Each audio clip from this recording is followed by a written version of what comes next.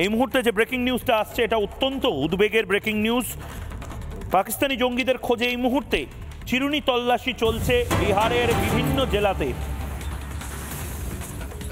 দেখতে পেলেই 50,000 টাকা পুরস্কার ঘোষণা, দেখতে পেলেই পুলিশকে জানালে 50,000 টাকা পুরস্কার ঘোষণা। বিহার সহ গোটা দেশে নাশকতার চেষ্টা পাকিস্তানের। জঙ্গিদের নাম অর্থাৎ হুলিয়া জারি করা হয়েছে, সেই ছবিও আবার আমরা চালাবো প্রোফাইলটা। আপনারাও যদি দেখেন অবিলম্বে পুলিশকে জানান। যদি এই মোহাম্মদ উসমান ধরা পড়ে 50,000 টাকা পাবেন, আদিল হুসেন ধরা পড়লে 50,000 টাকা পাবেন, এবং হুসনেন আলী আওয়ান, নামগুলো মাথায় রাখুন। হুসনেন আলী আওয়ান পাকিস্তানের নাগরিক, মুখটা চিনে রাখুন। দাড়ি গোপ, মাথার চুল কামিয়ে নিতে পারে, চোখটা চিনে রাখুন, নামগুলো জেনে রাখুন। এই আদিল হুসেন পাকিস্তানের, এরা কিন্তু আমার আপনার চারপাশেও ঘোরাঘুরি করতে পারে। এরা অলরেডি এখন এই মুহূর্তে বিহারে রয়েছে কিনা এটাও আমরা জানি না। বিহারে এরা পৌঁছে গেছে আমরা শুনেছি, কিন্তু বিহার থেকে ঝাড়খণ্ড চলে যাওয়া যায়, বিহার থেকে উত্তরপ্রদেশ চলে যাওয়া যায়, বিহার থেকে বাংলায় চলে আসা যায়, চিকেন স্নেককে টার্গেট করা যায়। আমি ঠিক সেই জায়গা থেকে অরিত্রর কাছে যাব, তারপর সুদীপ্তদার কাছে যাব।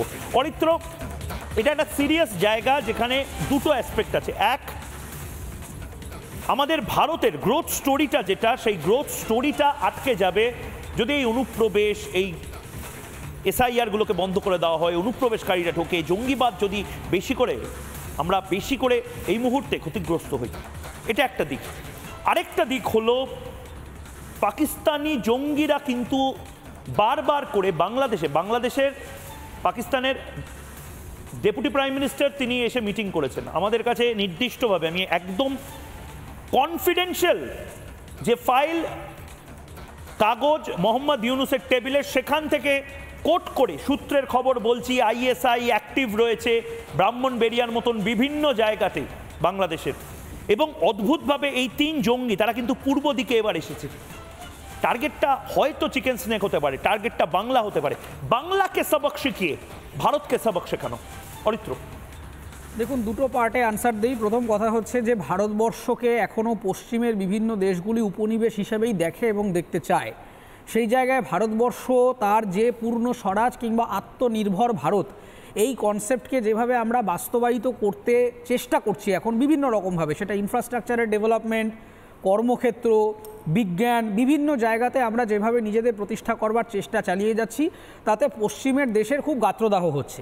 এবং মডার্ন ডে ওয়ারফেয়ারে কিন্তু কলোনাইজেশনের স্টেপ 1 হচ্ছে কলোনাইজেশন অফ দ্য মাইন্ড। অর্থাৎ যে উপনিবেশে আমি উপনিবেশ তৈরি করতে যাব, আগে সেখানকার নাগরিকদের মাথায় এই ঔপনিবেশিক চিন্তাভাবনাটাকে ঢুকিয়ে দিতে হবে, যেইটা পশ্চিমের দেশগুলি ভায়া প্রেস, ভায়া বিভিন্ন রকম প্রোপাগান্ডা, তারা বারবার আমাদের মধ্যে এরকম একটা হীনম্মন্যতার ছাপ ঢুকিয়ে দেওয়ার চেষ্টা করছে যে ভারতবর্ষে এই মুহূর্তে কিছু হচ্ছে না, ভারতবর্ষে সমস্ত কিছু নষ্ট হয়ে গেছে, ভারতবর্ষের কোনো political system, social system, economic system কিচ্ছু কাজ করছে না। ফলে আমরা একটা সেলফ ডাউটে চলে এসেছি যে আমরা কি আদৌ সঠিকভাবে স্বাবলম্বী অবস্থায় রয়েছি। এই যে নিজেদের মধ্যেই মানসিকভাবে আমাদেরকে আগে দুর্বল করে দিয়ে এইবার কিন্তু একের পর এক পশ্চিমের দেশগুলো তারা বিভিন্ন রকম স্ট্র্যাটেজিক্যালি আমাদেরকে আক্রমণ করতে আরম্ভ করবে। এবং এর মধ্যে আমি একদম স্পেসিফিক্যালি আপনাকে বলছি যে এর মধ্যে একাধিক এনজিওর ফান্ডিংয়ের মাধ্যম দিয়ে যেভাবে বাংলাদেশকে অপারেট করা হয়েছে, আজকে বাংলাদেশে এই নৈরাজ্য ব্যবস্থার পেছনে যেভাবে আমেরিকান ফান্ডেড এনজিওগুলো কাজ করেছে, ভারতবর্ষও কিন্তু একটা বড় অঙ্কের ফান্ডিং এর মধ্যে ইনভলভ আছে। দ্বিতীয় কথাটা হচ্ছে যে সোশ্যাল মিডিয়ার একটা গুরুত্বপূর্ণ ভূমিকা রয়েছে। লাস্ট 2024 সালে বহু মানুষই জানেন না, প্রায় 8,821টা হোয়াটসঅ্যাপ চ্যানেল, 2,950টা টুইটার বা এক্স চ্যানেল, 3,159টা ফেসবুক ইউজার অ্যাকাউন্ট, এইগুলোকে লাগাতার বন্ধ করার চেষ্টা করা হচ্ছে। কারণ একাধিক পেজ যেটা বারবার স্ক্রুটিনির মধ্যে আনা হচ্ছে, তারা বিভিন্ন রকমভাবে ভারতবর্ষের হীনম্মন্যতার প্রপাগান্ডাকে এমনভাবে চালিয়ে নিয়ে যাচ্ছে যেটা একসময় শুধু রাজনীতি বিরোধী না হয়ে দেশ বিরোধী হয়ে যাচ্ছে। এবং এই যে ক্রমাগত কেন্দ্রীয় সরকার এবং দেশ এই দুটোকে এক জায়গায় মিলিয়ে ফেলে এই বিরোধী রাজনৈতিক দলগুলি এমন একটা পরিবেশ সৃষ্টি করেছে যে মোদির বিরোধিতা করবার অধিকার প্রত্যেক নাগরিকের আছে, কিন্তু দেশের বিরোধিতা করবেন না।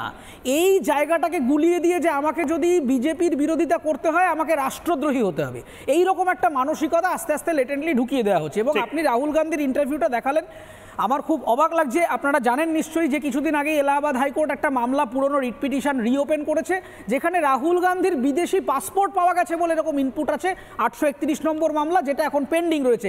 সিবিআই এবং অ্যান্টি করাপশন সেল সেটা ইনভেস্টিগেট করছে, কারণ তিনি উজবেকিস্তান, ভিয়েতনাম সহ আরও কোন কোন দেশে ইউকের পাসপোর্ট ব্যবহার করা গেছে বলে খবর আছে। এবার আসছে আপনার সেকেন্ড প্রশ্নে। দেখুন, বিহার দিয়ে ঢুকেছে, আপনাকে মাথায় রাখতে হবে, আমি যেটা বোঝার চেষ্টা করছি যে অনেক দিন পরে আপনি দেখুন জঙ্গিরা কিন্তু এতদিন কাশ্মীর, ওয়েস্টার্ন ইন্ডিয়া অর্থাৎ ভারতবর্ষের পশ্চিম প্রান্ত এবং উত্তর দিকটাকে টার্গেট করছিল। এবার কিন্তু স্ট্র্যাটেজিক্যালি যখন আগামী দিন ভোট আসছে, আমাদের বিহারে ভোট আছে, বাংলায় ভোট আছে, এই সময় অদ্ভুতভাবে যেখানে এই দুটো জায়গাতেই বিরোধী দলগুলি এমনভাবে খেপিয়ে দিচ্ছে নাগরিকদেরকে যে এই ইলেকশন কমিশন আসলে ভুয়ো, এই সুপ্রিম কোর্ট আসলে ভুয়ো, এই পুরো নির্বাচন প্রক্রিয়াটা ভুয়ো, এই সময় আপনি দেখুন স্ট্র্যাটেজিক্যালি কিভাবে ইস্টার্ন ইন্ডিয়ায় একটা কিন্তু ফোকাস চলে এলো। এই 3 জঙ্গি 7 দিন আগে বিহারে ঢুকেছে বলে খবর আছে। এবং একটা খবর আপনারা মিস করে গেছেন, কিছুদিন আগে এই মুহূর্তে সেই ভদ্রলোক মোহাম্মদ আরিফুজ্জামান বসিরহাট আদালতের নির্দেশে 14 দিনের জেল কাস্টডিতে রয়েছেন। এবং তার অন্যায়, তিনি একজন বাংলাদেশি নাগরিক, বাংলাদেশি প্রাক্তন পুলিশকর্তা, এসিপি। তিনি হঠাৎ করে রাতের অন্ধকারে ঝড় বৃষ্টির মধ্যে বেআইনিভাবে ভারতবর্ষে ঢোকার চেষ্টা করেছিলেন। তিনি এই মুহূর্তে বসিরহাট কোর্টের নির্দেশে তিনি কাস্টাডিতে রয়েছেন, 14 দিনের জেল হেফাজতে রয়েছে। ফলে এই রকম একটা পরিস্থিতিতে যেখানে একদিক থেকে ক্রমাগত অনুপ্রবেশ হচ্ছে, সেইটাকে যদি আমরা না আটকাতে পারি, আজকে আপনার এই স্টুডিওতে সেট আপ করা হয়েছে যে জায়গাটা খুব সুন্দরভাবে বলার চেষ্টা করি। আজকে এই জায়গায় আমরা জানি যে আমার 10 জনকে আমি এখানে অ্যাকোমোডেট করতে পারি, যেই মুহূর্তে 10 জনের জায়গায় আমি 20 জন এখানে ঢুকিয়ে দেবো, তখন কিন্তু একটা মারামারি করতে হবে এবং অনুষ্ঠানটা ডিসব্যালেন্স হয়ে যাবে। এই যে ব্যালেন্স বা সাম্য রাখার জন্য, আমার জমি, আমার জল হাওয়া, আমি ট্যাক্স দিচ্ছি, আমার দেশের নাগরিকরা নিজেরা যা উপার্জন করছেন তার অংশ কর হিসেবে দিচ্ছেন, সেই করের টাকায় নাগরিকদের জনসেবাগুলি হচ্ছে। ফলে সেই জায়গায় একজন অযাচিত অনুপ্রবেশকারী ভারতবর্ষে ঢুকে থাকবেন, আর ভোটের জন্য তাদেরকে হরেক মাল 10 টাকায় আধার কার্ড দিয়ে সেই অনুপ্রবেশকারী আসলে লস্করি তৈবার লোক না জৈশ-ই মোহাম্মদের লোক আমি দেখব না। আজকে 7 দিন আগে বিহারে ঢুকেছে, আপনি খুব সঠিক জায়গাটা ধরেছেন যে কে জানে এই মুহূর্তে সে কলকাতার নিউ টাউনে বসে নেই, কিংবা সে আজকে শিলিগুড়িতে বসে নেই। ফলে এইটা অত্যন্ত একটা সংকটজনক পরিস্থিতি। আমি বারবার বলছি পশ্চিমবঙ্গের প্রশাসনকে, কনক্লুডিং রিমার্ক এটাই বলবো যে আপনারা দয়া করে রাজনৈতিক বিরোধিতাটাকে দেশ বিরোধিতার জায়গায় নিয়ে যাবেন না।